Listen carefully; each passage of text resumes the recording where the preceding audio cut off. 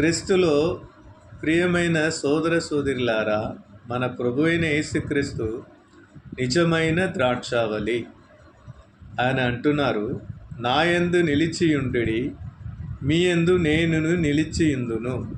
తీగ ద్రాక్షవల్లిలో నిలిచియుండేనే గాని తన అంతట తానే ఎలాగు ఫలింపదో, అలాగే నా యందు నిలిచియుంటేనే గాని మీరును ఫలింపరు.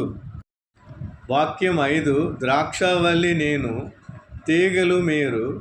ఎవడు నా యందు నిలిచియుందునో, నేను ఎవని యందు నిలిచియుందునో వాడు బహుగా ఫలించును.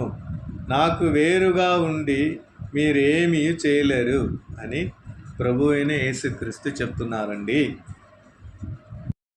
మంచి కాపరివై మమతా సమతలో మనోహర స్థలములలో నాకను గ్రహించి మారాదాచిన మధురము నాకిచ్చి నడిపించుచున్నావు. సురక్షితముక నన్ను ఆత్యంతమై. యేసయ్యా నీ సంకల్పమే ఇది నాపై, నీకున్న అనురాగమే.